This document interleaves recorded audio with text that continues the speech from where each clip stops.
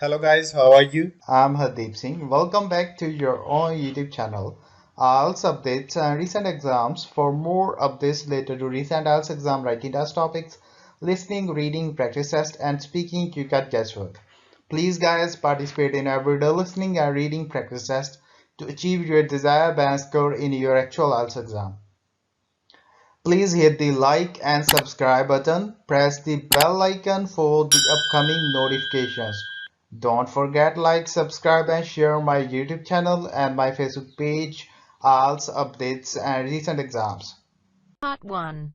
You will hear a conversation between a woman who is a visitor to a movie hall and a man who is conducting a survey of the visitors visiting the movie hall. First, you have some time to look at questions 1 to 7.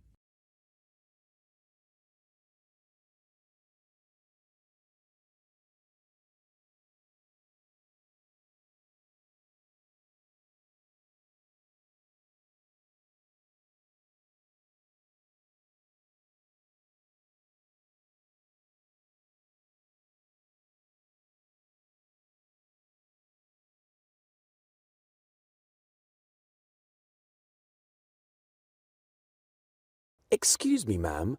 May I have a few minutes of your time? Yes, what do you want? First, welcome to Regal Movie Hall, the biggest cinema hall. We're conducting a survey of the visitors at the movie hall. We want to learn about when and how often people visit this movie hall. Would you mind answering a few questions about watching movies and visiting this hall? Not at all. Thank you. Today we're interviewing married women who visit the hall with their husband and children. So the first question is, do you fit in this category? Yes, I do. Okay. Now, may I know your age? I'm 35. Great. Now, how often do you visit this place? Is it once a month, less than once a month, or rarely? I and my husband both are very busy. We don't have much time to entertain ourselves. So I visit this place during my kids' holidays. Well, that's fine. You must be very familiar with the stories here. Certainly, I am. All right then. The next question concerns the things that you buy. What do you usually shop from the eating store? Well, my children are crazy for pizza, and my husband and I shop popcorn and cold drinks respectively. Frankly speaking, their prices are a bit high. Now I need to know what type of movie do you and your family like to watch here and most often? Would it be animated? Oh no, that's only occasionally. The reason I come here is to refresh and change the monotonous routine. Okay, that is great. So, the next question is, for which show do you usually visit this place? What do you mean? I mean morning, afternoon, evening show, or late night? Oh, it depends on the movie and tickets. With kids, we mostly prefer the daytime show. Now, there's one last question in this section. How do you usually come to the hall? I always drive. Now look at questions 8 to 10.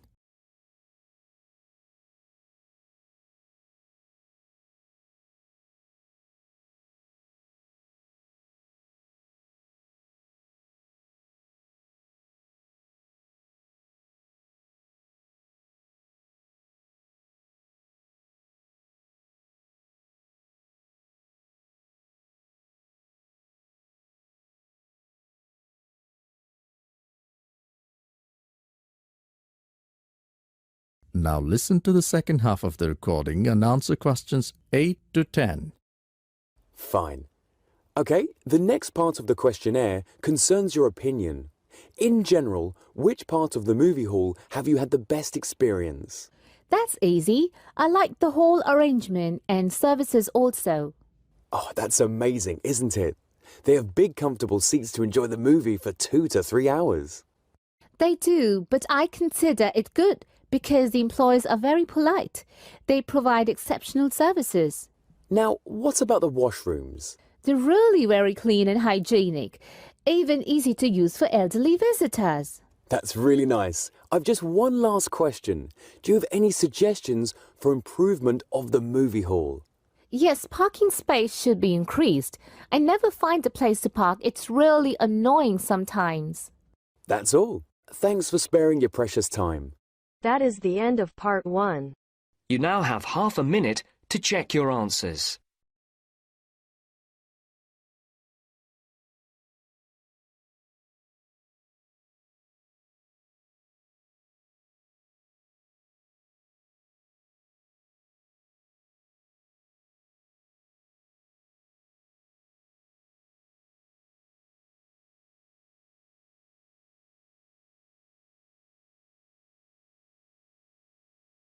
Now turns to part 2.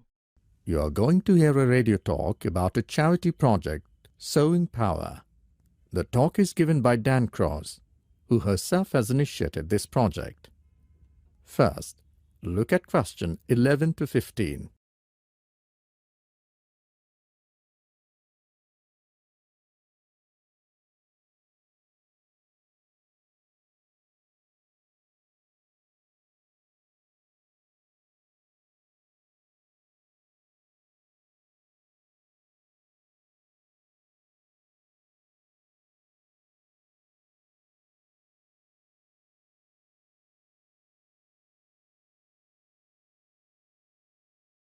Now listen to the recording and answer questions 11 to 15.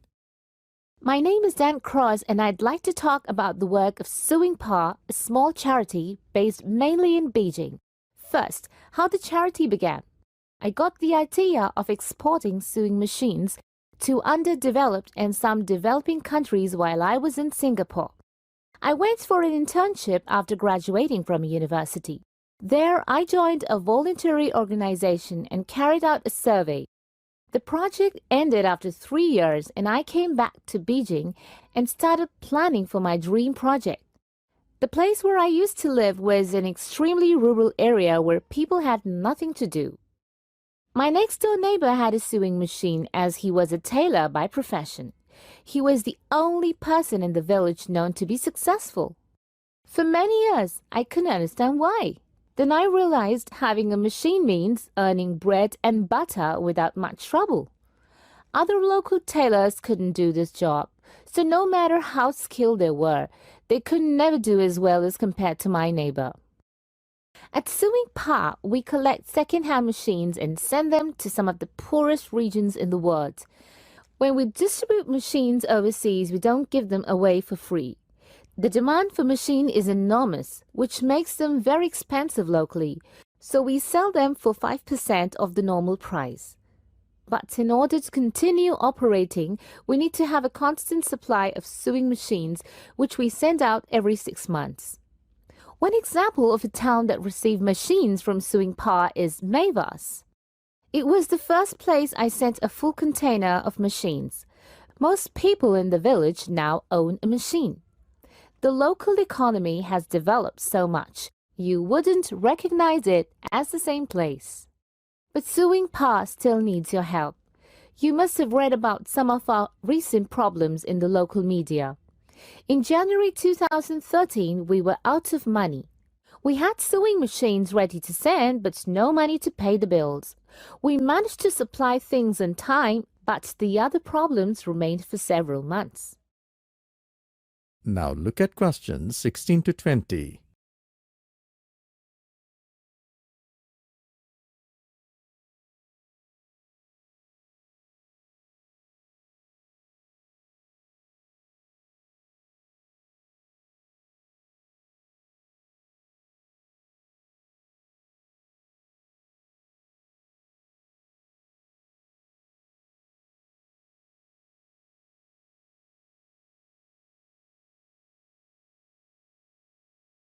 As the talk continues, answer questions 16 to 20. Fortunately, in May 2014, our project won the Enterprise Award, which really helped us. We invested 10% of the £10,000 prize money to secure the future of the project. Winning the award helped us to raise our profile, and the money helped us to raise our income by 50%. We're currently looking to invest in bicycles so that people can even improve their business. Because of our project, people in a number of countries now have a better standard of living. Now, there are many ways in which you can support the work of Sewing Power. You can donate your old sewing machine if you're planning to buy a new one. It doesn't matter what condition it is in, if we can repair it, we can use its spare parts to repair others. Of course, to do that, we always need tools which are expensive to buy, so we welcome any tools that you could give in kind. Also, you can help us by raising funds through organizing events. People do all kinds of things to help us. We hope that by talking on radio programs like this, we will be able to raise public awareness, which will bring forward the government organizations to give us regular financial support, something which is really needed. That is the end of part 2. You now have half a minute to check your answers.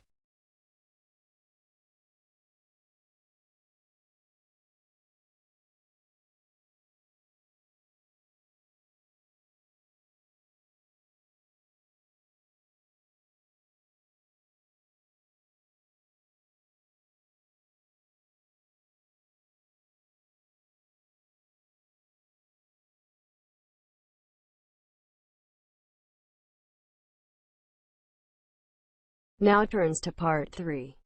You will hear a conversation between two students about a project they are working on. You have 30 seconds to look at questions 21 to 30.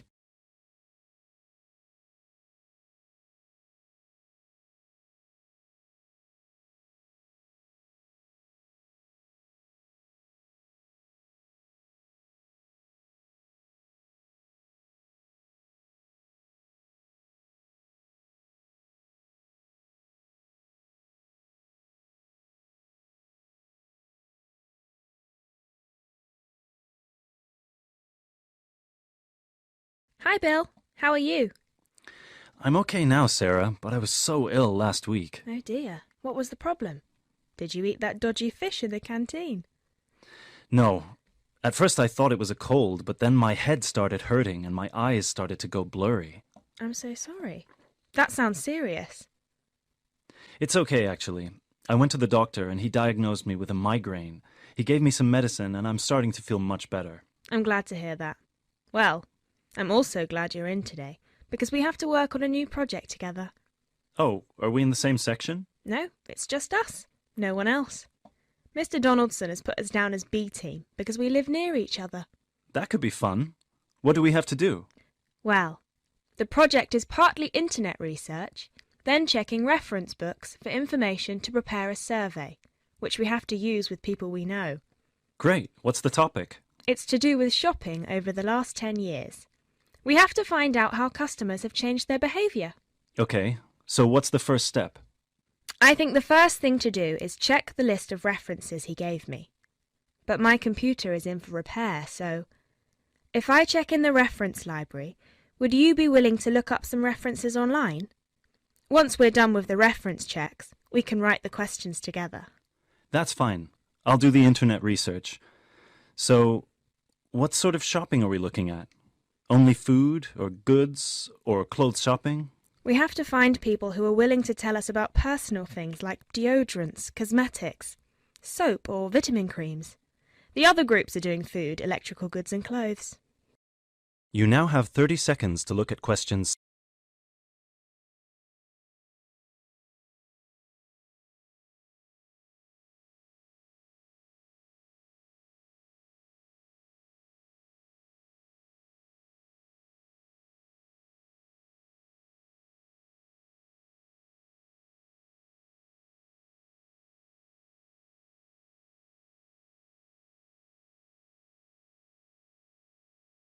That won't be easy, Sarah.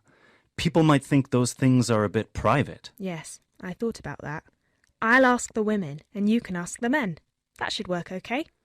Well, if you think so, give me the list of references then. Sorry, I left them in my other bag at Joseph's house.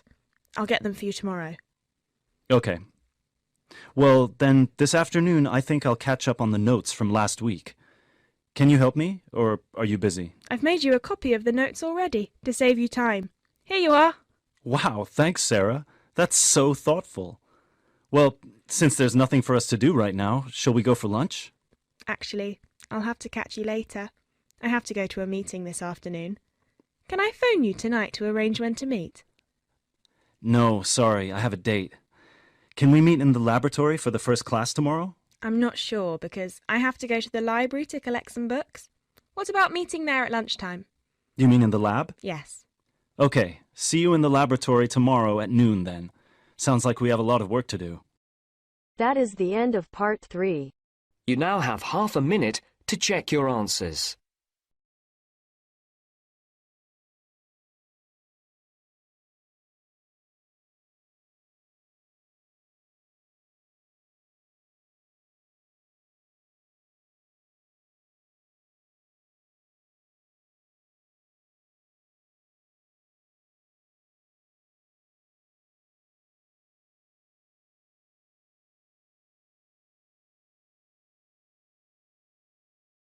Now turns to part 4. You will hear a lecture from the curator of an art gallery. You have 30 seconds to look at questions 31 to 35.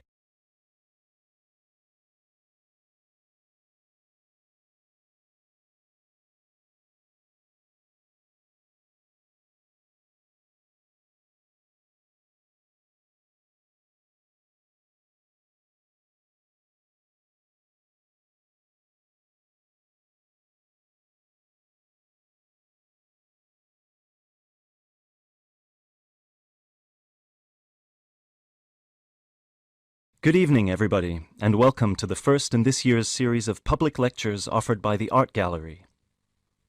As chief curator of the gallery, I was given the honor of presenting the first lecture, and let me tell you, I had a difficult time deciding what to talk about tonight. Being the curator, I naturally know just about everything that's in this gallery, but I wanted to choose an artist who has a wide appeal. That seems only fair, yes? But I didn't want to talk about someone so well known that anything I said would be familiar. I wanted someone modern. My personal preference is for modern art. But again, I wanted to choose someone who had the potential to appeal to all art lovers, whether they're attracted to traditional forms, impressionism, surrealism, or what have you.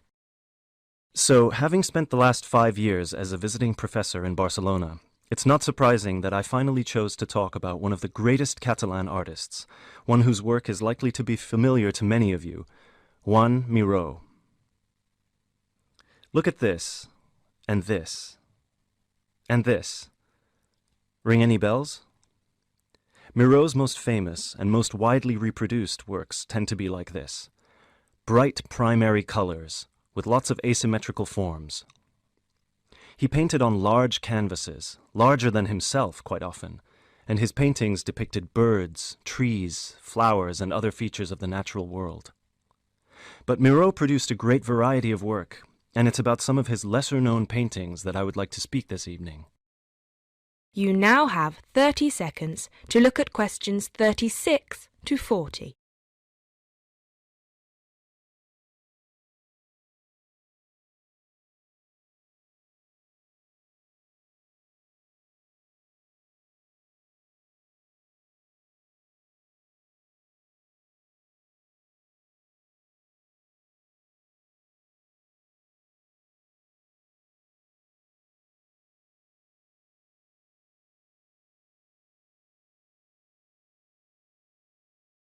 Miró was born in Barcelona in 1893, the son of a goldsmith. He began to show talent very early, and in 1926 went to Paris, where he was drawn to the surrealists of Montparnasse. He did not define himself as a surrealist, however. He preferred to stay free to experiment with other artistic styles as he wished. Miró had an intense dislike of much of the painting and many of the painters he knew. He wished to do something totally different to express his contempt for bourgeois art, and yet, ironically, Miró's success made his work much in demand among art collectors in the world. But we can't really talk about the artist without looking at his art, and that's what I'd like to do now. To take a look at just a few of Miró's works and think about what it is that makes them special. Special to me and to a great number of people who flock every day to the Miró Foundation in Barcelona. Let's start with this one of Miró's best-known and brightest works, Woman and Bird, a sculpture created in 1982. It is on display in a park in Barcelona, often known as the Joan Miró Park. A huge sculpture, towering up into the sky, it reflects Murrow's eternal interest in these themes, as well as his more technical interest in materials. This sculpture is covered in mosaic, which gives it a naive and cheerful appearance. It is interesting that this sculpture was completed in 1982, just a year before Murrow's death. I think it shows that towards the end, he was feeling as playful as a young man, and I think he wanted to share this playfulness in a park on such a big, very public scale. And now, another representation of a woman, this time just called Woman. This was painted in 1976, a late work for Murrow, and is a work we often see reproduced or on sale as postcards or posters in gallery shops around the world. So why is it so popular? I think the use of color has something to do with it. People respond to these rounded shapes filled with primary colors, especially on a large canvas like this. Also, the fact that while it is rather surreal, it is still possible to recognize the form of a woman and to see it as a sympathetic representation. It's a bold, bright painting, and I think that it awakens a reaction in many of us. And finally, something quite different, though still a woman. A harsh, even violent work that was completed in 1939, at a time when Murrow was greatly influenced by the events of the Civil War in Spain. It's titled Seated Woman 2, but it can be hard to find the woman here, as she's been transformed into rather a horrendous creature. So, is that how Murrow viewed women, as grotesque? Not at all. This picture can also be seen as strong, with a huge base and solid shoulders to support those who depend on her. In this painting, her arms and neck seem to grow as vegetation out of her shoulders, representing woman as fertile ground, perhaps. We also see here the fish and birds, the moon and stars so typical of Murrow's work, making her a creature of nature and of the heavens as well. And that's all we have time for this evening, I'm afraid. I hope that you've enjoyed this brief look at Murrow's work and that you will enjoy the other lectures that follow this one. Thank you and good night. That is the end of part 4. You now have half a minute to check your answers. So guys, don't forget like, subscribe and share my YouTube channel and my Facebook page, IELTS updates and recent exams. For more updates related to recent IELTS exam writing test topics, listening, reading, practice test and speaking, you got guesswork. Please guys, participate in everyday new IELTS listening and reading practice tests to achieve your desired band score in your actual IELTS exam. For more IELTS material, visit my official website www.ieltsupdatesandrecentexams.com. The link is given below in the description. If you need PDF files of latest IELTS material, then please join my Telegram channel. So guys, please write your score below the comment section. Again, thanks for listening. God bless you all guys. Stay tuned, stay safe.